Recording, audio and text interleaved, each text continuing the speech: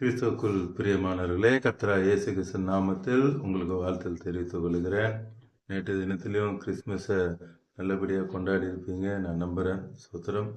இந்த நாளிலும் அப்பா உங்களுக்கு புதிய நன்மையினும் புதிய ஆசீர்வாதத்தையும் கொடுத்து உங்களை ஆசீர்வதிக்க போகிறார். இப்பொழுதும் நாம் அப்பாவோட வார்த்தைக்குள்ளே போகலாம். ஏசாயா 51 அதிகாரம் முதல் வசனம். Isaiah 59 verse 1. இதோ ரட்சிக்கக்கூடாதபடிக்கு கர்த்தருடைய கை குறுகி போகவும் இல்லை, கேட்கக்கூடாதபடிக்கு அவருடைய செவி மந்தமாகவும் இல்லை. இந்த காலை நேரத்தில் அப்பா சொல்றாங்க, உங்களை ரட்சிக்கக்கூடாதபடிக்கு அவருடைய கை என்னாவலையா குறுகி போகவில்லை. உங்களுக்கு அற்புதத்தை செய்ய, அதிசயங்களை செய்ய முடியாத அளவுக்கு அப்பாவுடைய கை ஒன்றும் குறுகி போகவே இல்லை. அவரால் எல்லா அற்புதத்தையும் உங்களுக்கு செய்ய முடியும். அவர் மேல் உங்களுக்கு இருக்கிற அந்த நம்பிக்கை, அந்த விசுவாசம் எவ்வளோ இருக்கோ அவ்வளோ அற்புதத்தை அவர் செய்வார். நீங்கள் அப்பா மேலே அளவில்லாத விசுவாசத்தை வைத்திருந்தீங்கன்னா, அப்பாவால் செய்ய முடியும் அப்படின்னு சொல்லி நீங்கள் விசுவாசிச்சிருந்தீங்கன்னா கண்டிப்பாக அப்பா அற்புதத்தை செய்வாங்க. அப்பா புதிய ஏற்பாடில் நீங்கள் மத்தேயு, மாற்கு, லூக்கா, யோவான் பார்த்தீங்கன்னா எல்லாத்தையும் கேட்பாங்க, இந்த அற்புதத்தை செய்ய என்னால் முடியுமான்னு கேட்பாங்க. அவங்க முடியும்னு சொல்லும்போது தான் ஏசப்பா என்ன பண்ணுவாங்க, அற்புதத்தை செய்வாங்க. இன்னைக்கு நாம் அற்புதத்தை பெறாமல் இருக்கிறதுக்கு காரணம் நம்மளுடைய அறகுற விசுவாசம்தான். ஏசப்பா சீசர்களை பார்த்து சொன்னாங்க, அற்ப விசுவாசிகளே என்று சொல்லி சொன்னாங்க. அவங்களுக்கு விசுவாசம் இல்லைன்னு இருக்கு, அந்த விசுவாசம் எப்படி இருக்கான், அற்பமா இருக்கு. சோத்திரம். ஏசப்பா தன்னுடைய சொந்த ஊர்ல அநேக அற்புதங்களை செய்யவில்லை. ஏன் செய்யலைன்னா அவங்களுக்கு ஏசப்பா மேல ஒரு விசுவாச நம்பிக்கை இல்லை. இவன் தச்சனுடைய பிள்ளை தானே, இவனோட சகோதர சகோதரிகள் எங்க கூட தானே இருக்கிறாங்க, இவங்க தாயார் இருக்காங்களே, தகப்பனார் இருக்காங்களே அப்படின்னு சொல்லி அவங்க என்ன பண்ணல, விசுவாசிக்கவில்லை. நம்மளுடைய விசுவாச குறைச்சல்னால்தான் என்ன நடக்கல, அற்புதங்கள் நடக்க லேட் ஆகுது. நாம் முழு மனதோடு விசுவாசிக்கும் பொழுது ஏசப்பா நிச்சயமாக அற்புதத்தை செய்வேன் என்று சொல்கிறார். அதான் சொல்ல, ரட்சிக்க கூடாதபடி, உங்களை ஆசீர்வதிக்க கூடாதபடி அவருடைய கை ஒன்றும் குறுகி போகவே இல்லை. அவரால் எல்லாவற்றையும் செய்ய முடியும்.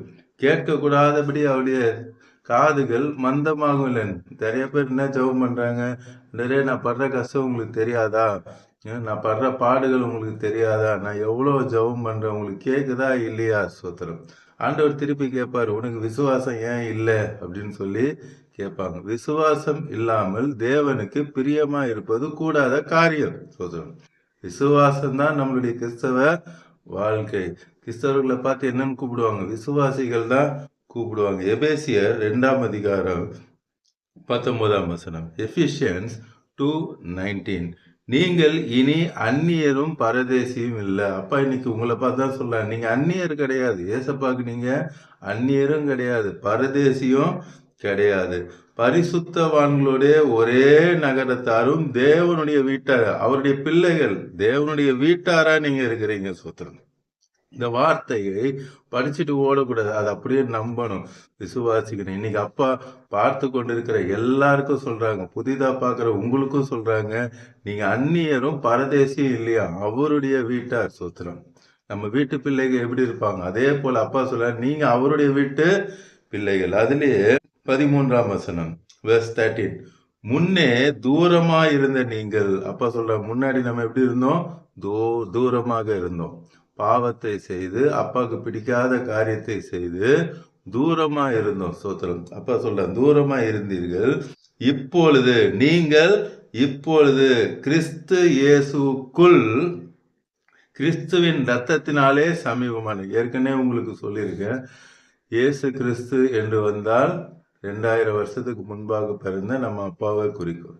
இங்கே தலைகீழாக வருது, கிறிஸ்து இயேசுக்குள் அப்படின்னு வந்துச்சு அப்படின்னு பார்த்தீங்கன்னா, உலகம் உண்டாகிறதுக்கு முன்பாகவே அப்பா உங்களை, இதுக்கு ஒரு வசனம் கூட நம்ம பார்க்கலாம். எபேசியர் 1 அதிகாரம் 4 வசனம். எபிஷியன்ஸ் 1:4. அவர் உலக தோற்றத்துக்கு முன்னே கிறிஸ்துவுக்குள் நம்மை தெரிந்து கொண்டிருக்கிறார். அல்லேலூயா, ஸ்தோத்திரம். உலக தோற்றத்துக்கு முன்பாகவே கிறிஸ்துவுக்குள் பார்த்து கொண்டிருக்கிற உங்கள் எல்லாரையும் அப்பா என்ன பண்ணியிருக்காங்க, தெரிந்து கொண்டிருக்கிறாங்க. ஏதோ இன்னைக்கு தெரிந்து கொண்டோம், நேத்து தெரிந்து கொண்டோம் இல்ல. உலகம் உண்டாகிறதுக்கு முன்பாகவே தெரிந்து கொண்டோம். இப்ப மீண்டுமாக அந்த 2:13 எபேசியர் பார்க்கல. எபிசியன்ஸ் 2:13 முன்னே தூரமா இருந்த நீங்கள் இப்பொழுது கிறிஸ்து இயேசுக்குள். நேத்தோ 1000 வருஷத்துக்கு முன்பாக 2000 வருஷத்துக்கு முன்பாக இல்ல, உலகம் உண்டாகிறதுக்கு முன்பாக அப்பா உங்களை தெரிந்து கொண்டிருக்காங்க. அன்னைக்கே முடிவு பண்ணிட்டாங்க. இன்னைக்கு எதாச்சியா இந்த கர்த்தருடைய வார்த்தையை நீங்க கேட்கல. ஆண்டவர் ஏற்கனவே தீர்மானம் பண்ணி தான் உங்களை இன்னைக்கு கேட்க வைத்திருக்கிறாங்க. அவருடைய ரத்தத்தினால தான் உங்களுக்கு என்ன உண்டு? மீட்பு உண்டு. அவருடைய ரத்தத்தினால இன்னைக்கு ஆண்டவரே ரத்தத்தால கழுவி என்னை பரிசுத்தமாக்குன்னு கேட்கும் பொழுது அவருடைய ரத்தத்தினால கழுவி பரிசுத்தமாக்கி இருக்கிறார். இப்போ சமீபமாக ஆகிவிட்டோம். சோத்திரம். கடைசியா ஒரு வசனம் பார்த்து நம்ம ஜெபிக்கலாம். அதே எபிசியன்ஸ் 1:3 எபேசியர் 1:3 நம்முடைய கர்த்தராகிய இயேசு கிறிஸ்துவின் பிதாவாகிய தேவனுக்கு ஸ்தோத்திரம். அவர் கிறிஸ்துவுக்குள், அதே கிறிஸ்துவுக்குள் உன்னதங்களிலே ஆவிக்குரிய சகல ஆசீர்வாதத்தினாலும் நம்மை ஆசீர்வதிக்க போகிறார் இல்ல, ஆசீர்வதித்து இருக்கிறார். அல்லேலூயா. சொல்றோம். எவ்வளவு அருமையா அப்பா சொல்லியிருக்காங்கல்ல. இனிமேல் தான் நான் உங்களை ஆசீர்வதிக்க போறேன்னு சொல்ல, ஏற்கனவே நான் உங்களை ஆசீர்வதிச்சுட்டேன், இனிமேல் கிடையாதுன்னு சொல்ல, ஆசீர்வதித்து இருக்கிறார். இதுதான் கர்த்தருடைய வார்த்தை.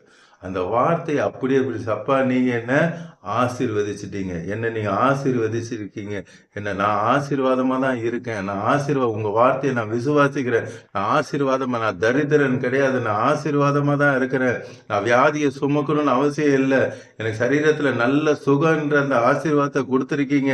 அந்த விசுவாசத்தோட அப்பாவோட வார்த்தையை சொல்ல சொல்ல அந்த வார்த்தை நிச்சயமாய் உங்கள் கண்களுக்கு முன்பாக அப்பா கொண்டு வந்து நிறுத்துவாங்க. நீங்க என்ன காரியத்தை விசுவாசத்தோடு ஜெபித்தீங்களோ, சோத்திரம், கர்த்தருக்குள் ஆண்டவர் என்ன உங்களுக்கு சித்தம் வைத்து என்ன கொடுக்க வேண்டும் என்று சொல்லி அவர் தீர்மானித்திருக்கிறாரோ அதை நிச்சயமாய் உங்களுக்கு உங்கள் கண்களுக்கு முன்பாக அப்பா கொண்டு வந்து நிறுத்துவார். இப்பொழுதும் கல்வாரி சிலுவை நோக்கி பார்க்கலாமா? சோத்திரம். அன்பின் பரலோக தகப்பனே, இந்த காலை நேரத்துல நீங்க பேசியிருக்கீங்கப்பா. ரட்சிக்க கூடாதபடிக்கு உங்க கரம் குறுகி போவதில்லை, அற்புதம் செய்யக்கூடாதபடி உங்களுடைய கரம் குறுகி போவதில்லையப்பா. இப்பொழுதும் நீங்க அற்புதம் செய்ய இறங்கி வந்திருக்கீங்க. Thank you Jesus. விசுவாசிங்க. அவருடைய ரத்தத்துல முன்னே தூரமா இருந்த நீங்கள் இப்பொழுது சமீபம் ஆயிட்டீங்க. Thank you Jesus. Thank you Holy Spirit of God.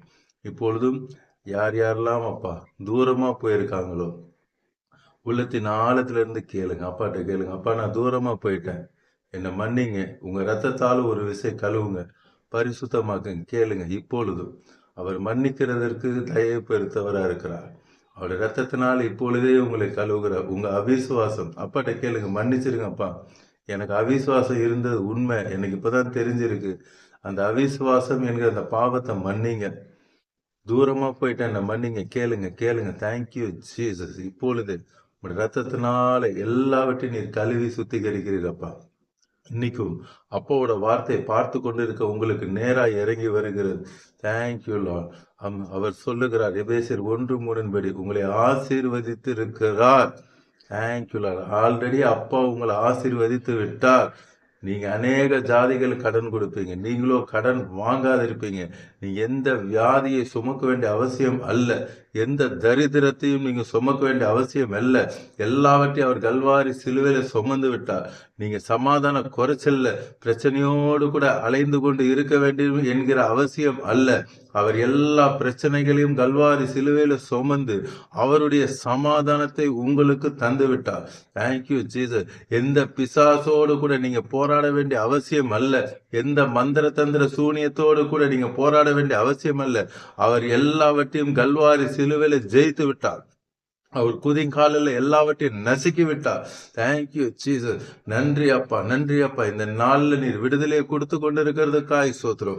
பார்க்கிற எல்லாருக்கும் அற்புதத்தை செய்கிறீர். உங்களுடைய சுகமளிக்கும் வல்லமை இறங்குகிறதற்காய் நன்றி. Thank you lord. குருடர்கள் பார்க்கிறதற்காய் சோத்திரம், செவிடர்கள் கேட்கிறதற்காய் சோத்திரம், முடவர்கள் நடக்கிறதற்காய் சோத்திரம், மரித்தோர்கள் உயிரோடு எழும்புகிற அற்புதங்கள் இப்பொழுது நடந்து கொண்டிருக்கிறதுக்காய் சோத்திரம். பார்க்கிற எல்லாருக்கும் என்ன பிரச்சனையோடு கூட பார்த்து கொண்டு இருக்கிறாங்களோ எல்லாவற்றிலும் இப்பொழுது இந்த நொடியை நீர் விடுதலை கட்டளையிடுகிறதற்காக நன்றி. இயேசப்பா உம்முடைய ஜீவன் ஒவ்வொருவருக்குள்ள இறங்குகிறதற்காக நன்றி. குடும்பத்தை ரட்சித்து ஆசீர்வதிக்கிறதுக்காக இந்த நாள் முழுவதும் உடைய கரம் அவளோடு கூட இருந்து அவளுக்கு என்ன தேவையோ எல்லாவற்றையும் நீர் உம்முடைய மகிமை ஐஸ்வர்யத்திலும் சந்தித்து ஆசீர்வதித்து விட்டதற்காய் சோதரம். இயேசு நாமத்தில் ஜெபிக்கிறேன் நல்ல பிதா. ஆமென், ஆமென். தொடர்ந்து பாருங்க, அப்பாவோட வார்த்தையை கேளுங்க, அநேகருக்கு ஷேர் பண்ணுங்க. எல்லோரும் ரட்சிக்கப்படட்டும், ஆசீர்வதிக்கப்படும். God bless you. Praise the Lord.